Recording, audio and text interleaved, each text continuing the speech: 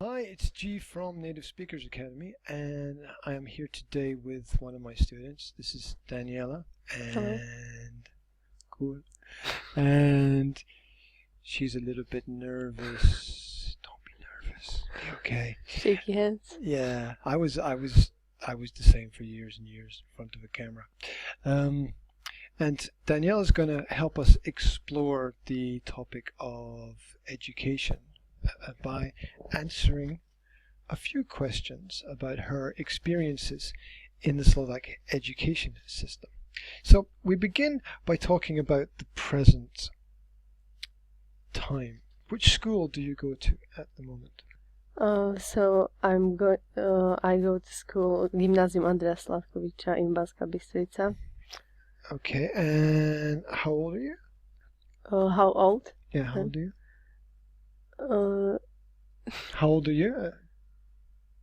Because I need to know the class that you're in, and I need to know how old students are when they're in that it's the class. third class and I'm 17 years old. Okay, super. So, in the Slovak system, is it similar to the British system where there's a primary school and a secondary school? Yes. Okay. And how many years do students study in the primary school and the secondary The school? primary school is 9 years and the secondary school is 4 years. Hmm. And so how many more years do you have to study? So I have to study one more year. And then go to university. Yes. Okay. Do you know which university you would like to go to? No, I don't know yet. When do you have to make a decision about that? In fourth class. So you have a little bit of time. Yes. Yeah. Okay. In your school at the moment, how many subjects do you have to study?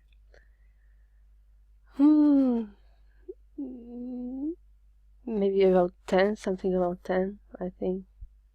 Okay. So from these 10 subjects, what are your favorite ones? What are the best and what are the worst subjects there? So the best is ship and citizen. Okay. That's citizenship. Citizenship. Okay. And the worst is maths and physics. Yeah, girls don't like maths and physics for some reason, which I don't really understand, because girls are usually very practical, and maths is a practical subject. I think it's hard. Maybe because of the teacher, maybe because of I don't have a good preposition to do math. Okay. Citizenship is a pretty special subject for Slovakia. So, what kind of things do you do there? Politician. We start with politician, Okay. and now we are going to focus on psychological things and psychology, the diseases. It's interesting for me. Okay, so a variety of topics. Yes. Yeah. So when you say politics, that's political parties and... Just political system, how it works. Okay. Does it work? No. Okay. Psychology. It's interesting for students at the high school level to study some psychology. I didn't get any psychology when I was at school. Well, none that I'm aware of. So what elements of that? How does that appear in the sessions? What kind of work do you do? But we didn't start yet with this topic. Okay. So that's the next topic that you want Yes. to look at. Yeah. Okay, that's important. Is citizenship your favorite subject? Yes. Yeah. Is it your best subject? Yes.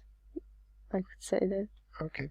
How important is the teacher in making a subject a good subject? I think very important because teacher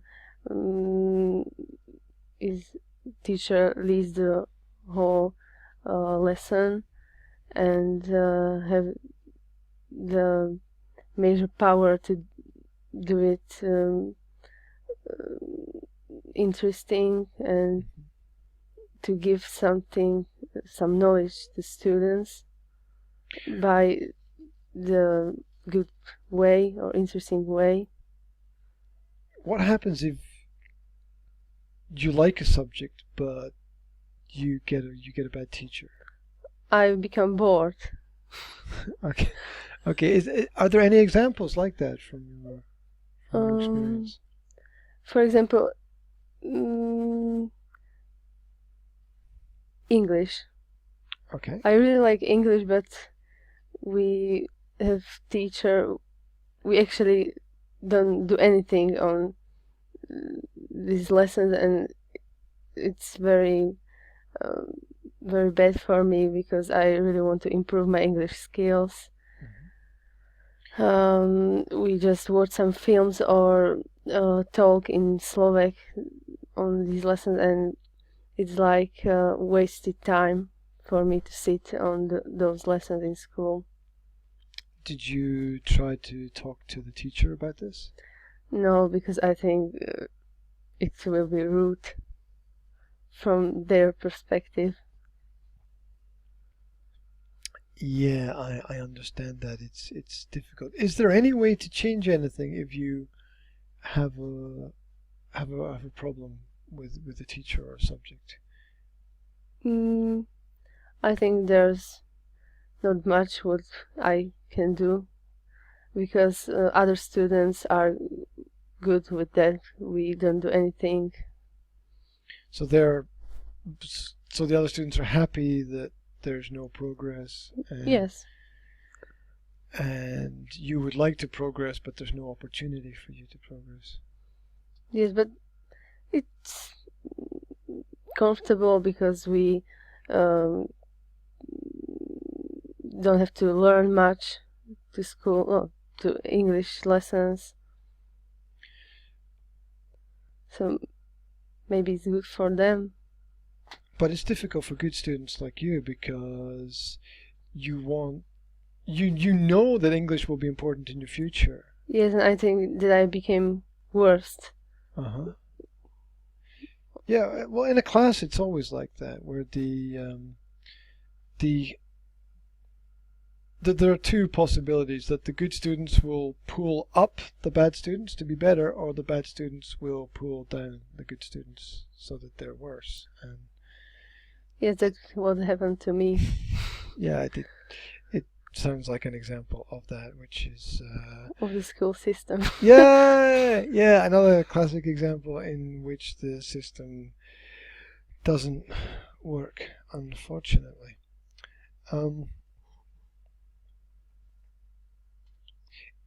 If you could change some things about the system, what would you change? Um, mm, Maybe the money for the teachers. I don't know if it will be good motivation for them to teach us better, or maybe that's not very good. Maybe some lessons for the teachers how to teach students, or maybe some technique or objects to make it more interesting for us. Is Not just hearing listening the words Mhm. and blah blah blah. Okay. Some interactive things.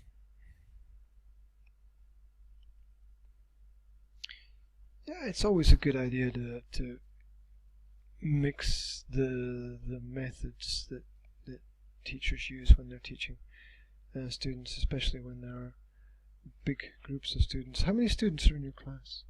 25. 25. So there's one teacher, 25 students. Yes. So the Some of them are better, some of them are worse. worse. It's a mix.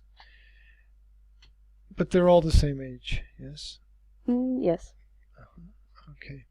You mentioned giving teachers more money. I think that money is a good motivation for a lot of things. I don't think it would hurt teachers if they got more Yes, but money. when somebody don't have passion, then there's nothing to pull them into the work, I think so. Yeah, historically, teaching was more of a calling than a professional job. It was something that somebody did because they felt that it was their duty to do it, and it was not really considered a profession. It was looked at the same way that a priest in a church was for society. It was the priest didn't really ask for anything, but felt it was their duty and obligation to help.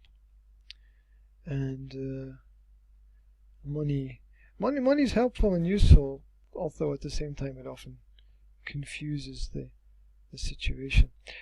It's also interesting that depending upon which country you're in, you will get paid more or less for the same job. So a teacher in England gets 9 times more than a teacher in Slovakia for the same job. Or a teacher in America gets 10 times more than a teacher in Slovakia for the same job. Knowing that is not very motivating. Yeah. I just as I was saying that, it went through my head that's knowing that someone is getting paid 10 times as much as you for doing exactly the same job is not really much motivation to do your work. But I heard that the schooling system is better in many other countries. Well, it's hard to measure what's better because, as we've talked about before, I think a lot of students. I think they got more practical skills than us in school. That might be true, and that might be for a lot of different reasons. It might be that they've got more resources. It might be that they've got more support teachers, extra teachers that can help in schools.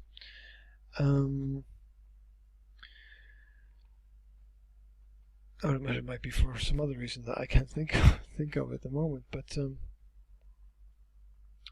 there are a number of ways that teachers can, I think, improve what it is that they do. I just lost my train of thought there completely, as happens sometimes. What were we talking about? About the teachers and money, how to make them work. Oh yeah, motivation for the teachers. More.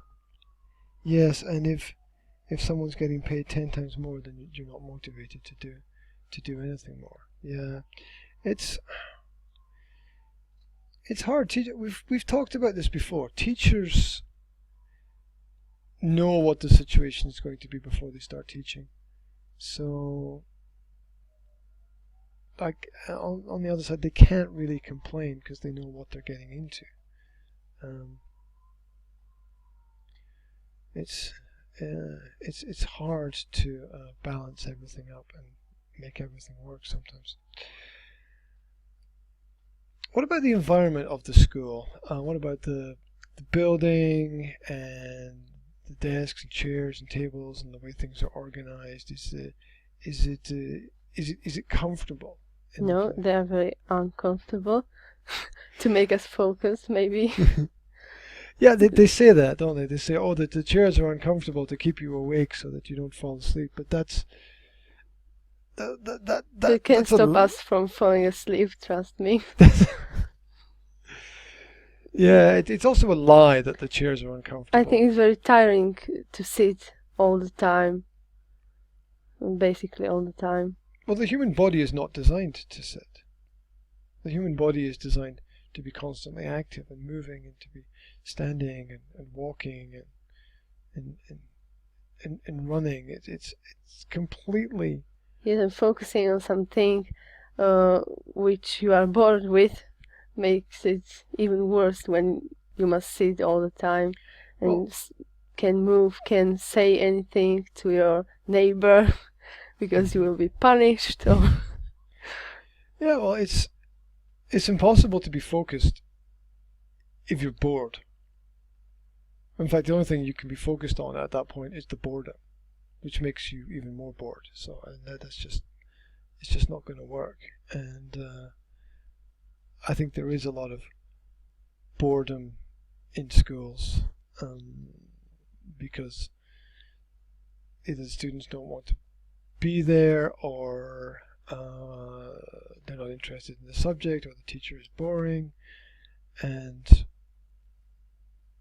I remember myself just staring out of the window sometimes, and I'd do it for like 10 minutes and then realize that I've been staring out the window for 10 minutes and I should probably do some mathematics or something.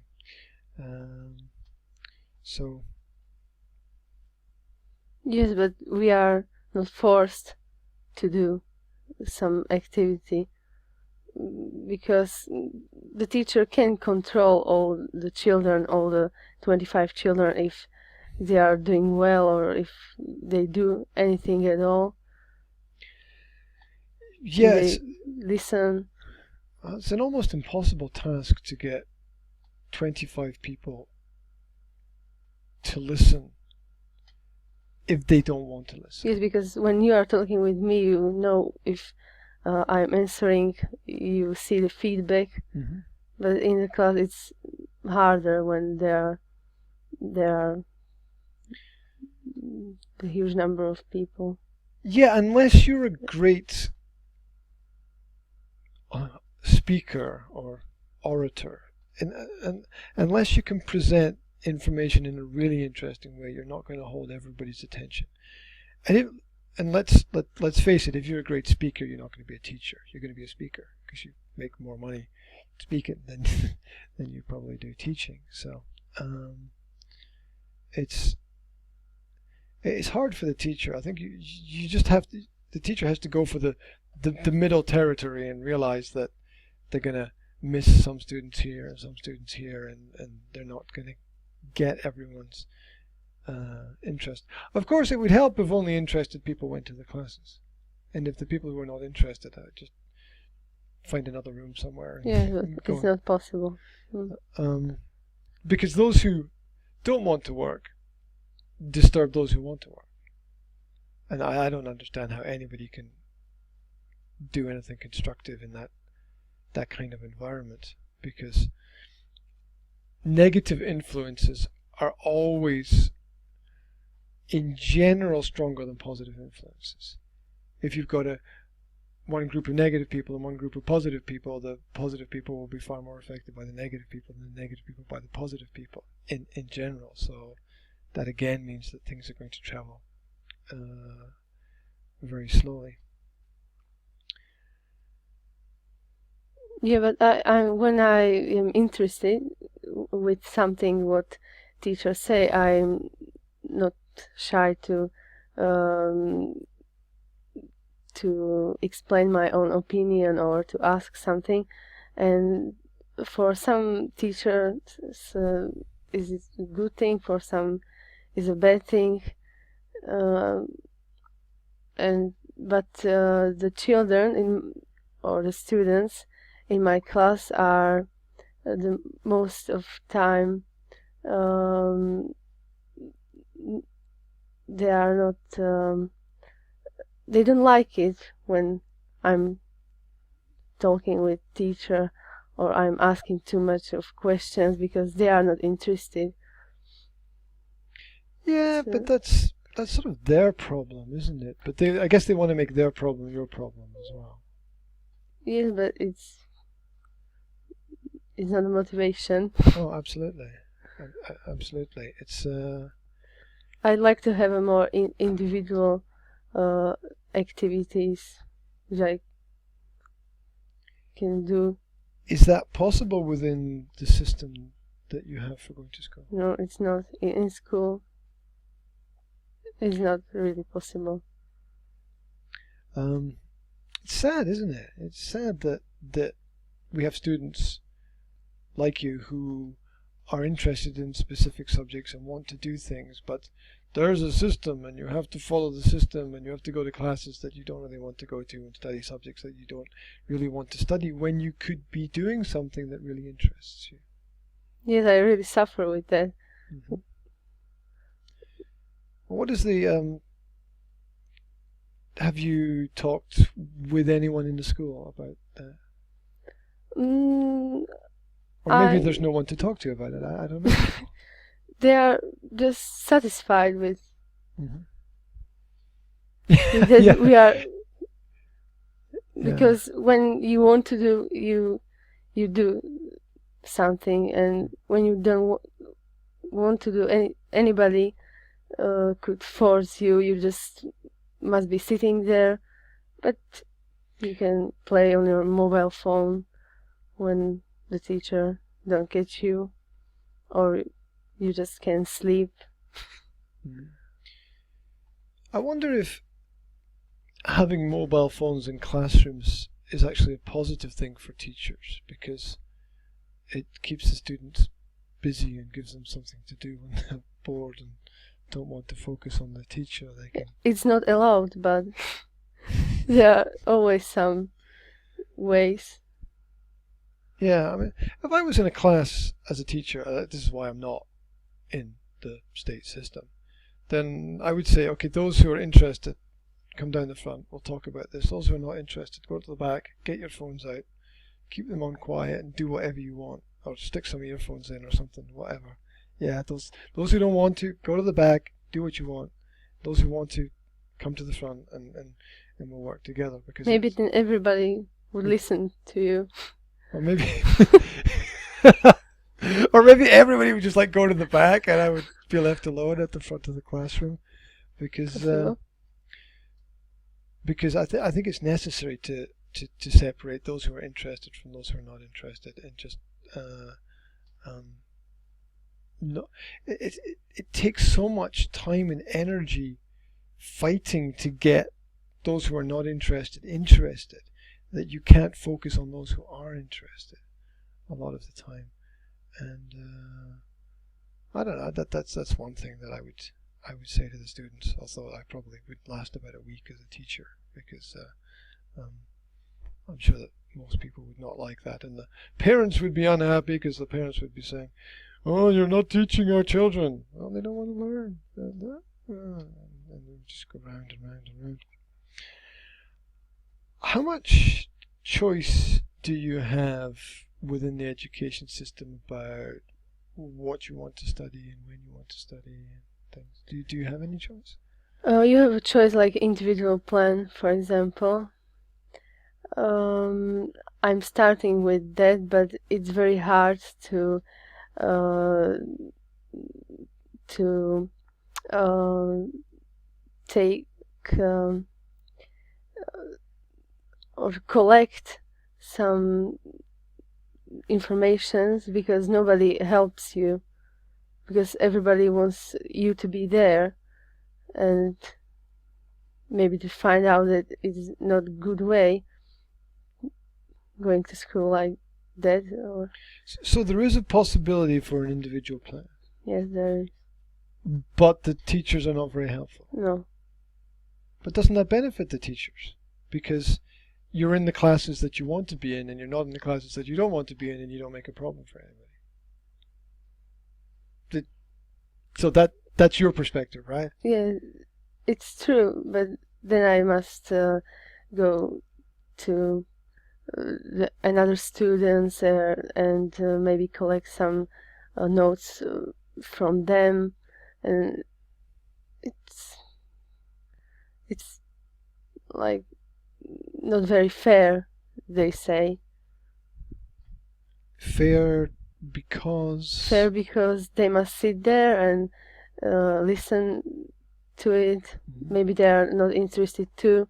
They write, and then I come and copy their notes. So they don't find it very fair.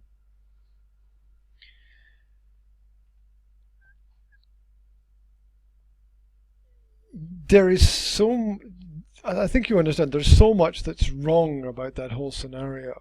You know, it's like they blame you for other students being bored. That's just insane. You know, it's like saying there are so many crimes because there are so many victims. It's just ridiculous. So you're trying to organize an individual study Yes. program. Okay. How do your parents feel about the education system and what you're doing at the moment? They know that the reason why I'm having that it's because of other problems I have, because of health, but they wouldn't have allowed me to do this without these problems.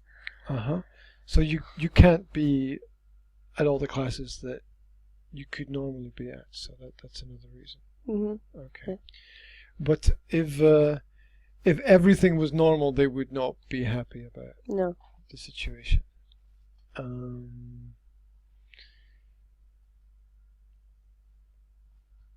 How do you feel about that? I feel very limited Mm-hmm. because when I'm really 100% healthy and wanted to have an individual plan, it will not be possible because of perspective of my parents. That I won't be organized. Or how much do your parents help you with schoolwork or homework or preparation of things for school? My father helps me with maths, but then I do my homework on my own. Mm-hmm. And I think it's normal because they don't have much time. Mm-hmm. Are there any? And I don't feel that I need some help. Mm-hmm. I would say that you are an independent person who knows what you want to do, and I feel that the system is not designed or ready or prepared to help people in that position, and it's definitely something that all schools and courses need to think about. How are they going to keep the motivated students? Because it's not that you're not motivated, you are extremely motivated, but you have to spend a lot of your time and energy fighting against the system to get what you need to get out of it. So it's and it must feel like sometimes that you're getting nowhere because the system is so big and you're just one person sort of at the bottom of the pyramid of the system there. Are there any subjects or skills that are not taught in schools that you think maybe should be included in school semesters or curriculums? I think that the money thinking or the the financial thinking is not very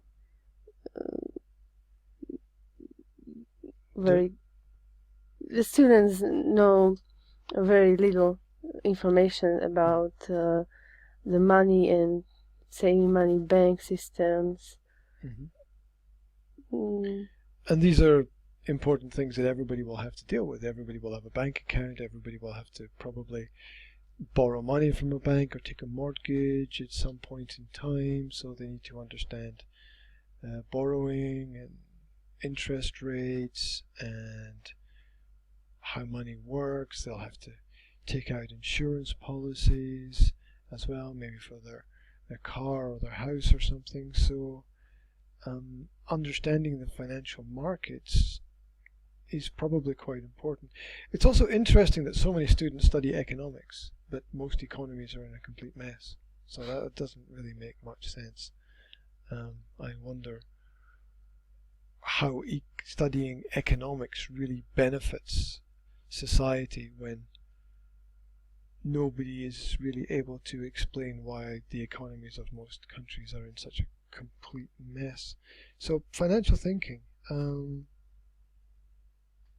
it definitely would be interesting. It also wasn't there when I went to school. There was nothing about that.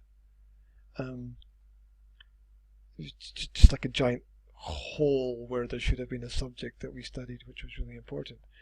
I mean, we study mathematics. We study mathematics in great detail, but we don't apply it to the real world. We don't apply it to in places where it would be useful, like in the banking sector, which is all numbers. It's all just numbers making things work, or in the business sector, or I don't know, things like architecture and other things like that.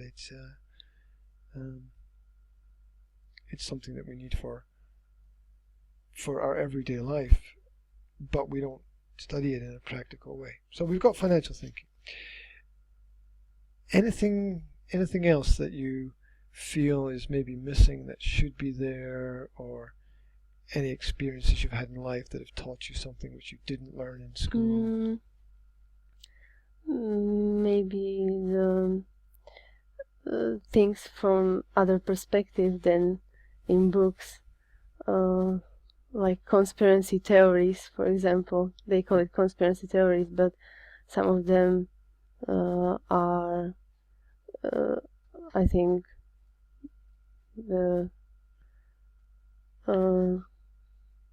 qualified to be facts.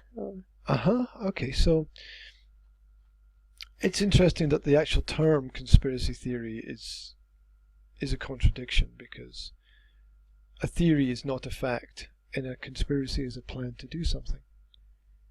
So you can't have a plan really which is not a fact. The term is so confusing in itself that when you say conspiracy theory, but it's good to know it, that something like that. Yeah, it is. I was, existing. I read a few years ago that there's, you've heard of the Bermuda Triangle, right? The Bermuda Triangle, this triangle where planes and ships disappear, or they lose communications. And I read a few years ago that some underwater exploration team had discovered a giant pyramid under that part of the sea, and I just thought that's got to be complete nonsense, right? They find a giant pyramid under the Bermuda Triangle, and maybe it's sending out some energy, and this is why all of these weird things have happened there. And it's just got to be complete nonsense. And a friend of mine told me about it yesterday again, and I said, look, I don't think that's real. And we went on the internet and we checked, and a number of different independent sources have gone there and said, yeah, there's a giant pyramid, there's a whole city at the bottom of the ocean there with a giant pyramid that's made of a special material, and nobody really knows what the material is, and they've got evidence of it. Wow. And it's totally real. And it's kind of exciting, and that's the positive side of that kind of information which we can sort of prove in the modern world. We need to be able to explore these things, not just say that something is real or not real. We've got to be able to prove it. You can debate about like historical things like Atlantis and ancient civilizations, and nobody will ever really know the truth because it's all lost in history. But so much of what is in the world now is interesting to study because it teaches us about our own thinking. Because I thought this can't possibly be true. I think I'm a fairly intelligent person, and I thought, it can't possibly, and it is. And how many other things have turned out the same way? It's now proven beyond a doubt that American President John F. Kennedy was not shot by a lone gunman, but was shot by a variety of people in a variety of different positions. It's not possible that Lee Harvey Oswald could. School has very old informations.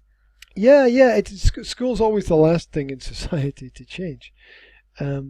There's even one university in America which has a course which teaches about the JFK assassination now, which teaches that it's not possible that he was shot by a lone person.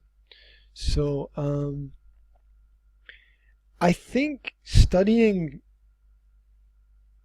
stories and information to collect data to see whether or not the stories are true is a fantastic way to learn. And so the idea of having a subject like conspiracy theory, where you challenge students to get hard facts and data from different sources and compare the data, could be really, really interesting. And that's how we learn to judge the world. We learn this skill which is not taught. The skill is called discernment. Discernment is the clear understanding of what is real and true. And you can't just get one information from one source. You need to collect it from different sources. You need to find people whose information you can trust, and even people who normally present clear, good, and accurate information can make mistakes as well. So I think it would be something very similar to what journalism was in the past, which was a search for information to find out what was true. Investigative reporting, the same thing. So it would be very interesting to try to get students to debate with each other and present information to see what is real in the world around about them. You can try to collect data on, is there a Loch Ness monster or not, right? I mean, I guarantee you that you're not going to find anything that proves there's the monster there, because there's no information that exists, and that's important to understand. And then you get the unknown, which is always the most fascinating thing. Yeah, and conversation is the missing part in school. So maybe it comes to my mind now that we could have some debating lessons. Well, that's what they do in the higher level schools. Is that they have, I know there's some competition in debating. Yeah, there are debating teams and debating groups where people study the skill of the presentation of ideas and Maybe techniques. present the idea, and you are not, you don't agree with, is very helpful. It's in conversation. Yeah, it's very helpful in understanding another person's perspective. We were talking a little bit earlier before this interview about chess, and one chess player basically has to get into the mind of the other player to try to see what the person is thinking and to predict, and that's what the debater has to do as well. He has to look at the arguments the other person is going to use and try to find a more intellectual and intelligent way of presenting their argument, or proving the other person's argument is not clear or accurate or wrong. And that involves studying fallacies, which again is not studied in school. These are classical false statements that people make all the time that change the direction of conversations. For example, John thinks that James is the best person for president. And someone can say, well, John is an idiot. Well, John might be an idiot, but James might still be the best person for president. So these are all attempts at manipulating the conversation. And it's important to understand these. And we understand these through open conversation and debate and discussion. And that's also where you can learn things from people that you don't really get on well with and like as well in that kind of scenario. Conversation is a very interesting word as well. Conversation from convert, to change someone or something. And almost all conversation is designed to influence people, to change their opinion in some way. It might be designed to improve something or give people some information or some knowledge to make their life better. So it's not negative, but it is important to understand that conversation changes the direction of what people do and how people think. It also begins with the prefix of con, which very often in the English language points to something being false or not real. And we have a con man as a criminal, con man. And so it just another interesting part that the word conversation is a very, very deep concept, and I think we should be aware of that. So yeah, more communication between students and debating, definitely. That would be a great advantage. In fact, in Slovakia, positive thing about the Slovak system, you have oral exams. You have oral exams where you have to present information orally. We don't have that in Britain. And the skill of speech is very complex, very difficult to master. And arranging the thoughts and ideas in your head and then presenting them in a rational way is quite a complex skill. So that's one thing that you get in the Slovak system that, at least in Britain, I'm not sure about other countries, at least in Britain we don't have that in general. So, of course it depends how you apply it and use it to make it practical. So we had elements of conversation, debating ideas, studying the facts of the world around about us, maybe some subject related to finance in a practical way in the world. All of those things could be added, I think. Anything else? I don't know anything else, but well, it's a nice list of things to think about, because there are always holes in the system. There are always spaces. Everything can always be made better. I know the system is gonna no, the system is fantastic, but everything can always be made better. There's always room for improvement. There's always a space to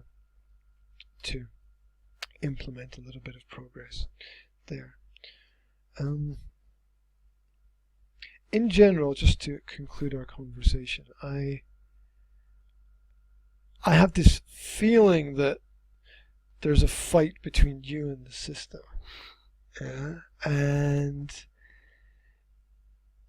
I think it would be nice if the system understood that there are young, intelligent people for whom the system doesn't really work, and the schools need to have some alternative, whether it's an alternative system or a group of teachers or tutors who are able to sit down with the student, talk with them, listen to what they need, and help them get what they need. Because you're the customer, right? There's a very old saying, the customer is always right.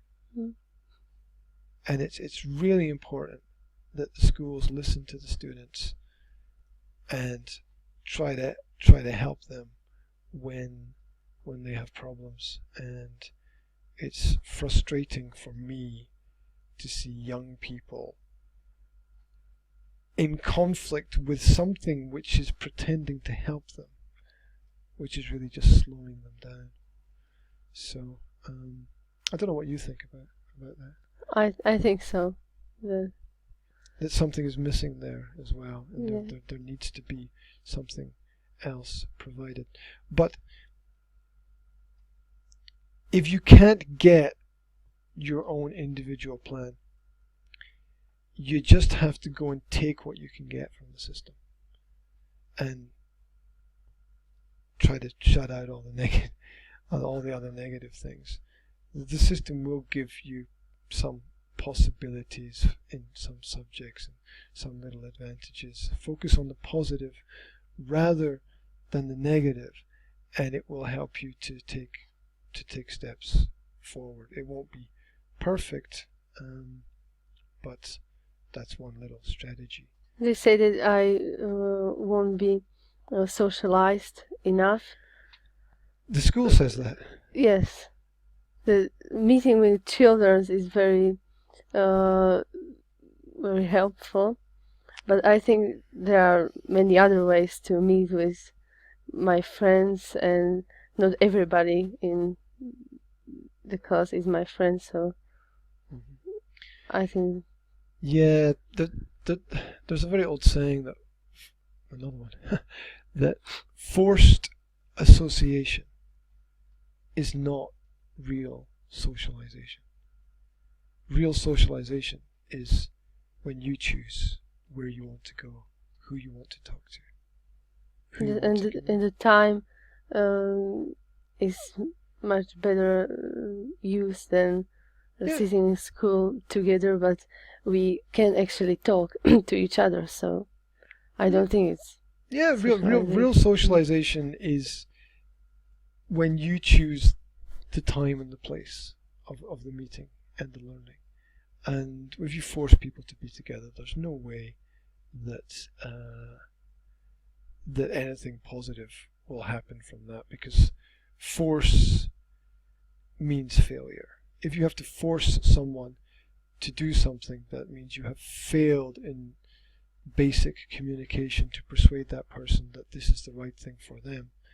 And if you can't persuade the person that this is the right thing for them, you should leave them alone, not force them to do things they don't want to do, because that will lead to resentment, resentment will lead to anger, and anger will lead to conflict. And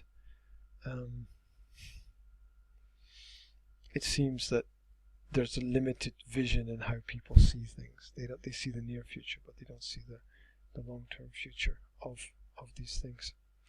And thank you very much for your thoughts and your ideas about education. There was some really nice. You're welcome. There were some really nice ideas there, and I hope this information will be interesting not just for me, but for anyone else who comes across this kind of information. And there's only one way to go, and that's forward anyway. So that's that. Right, I think I will pause the video here, and it's the end for today.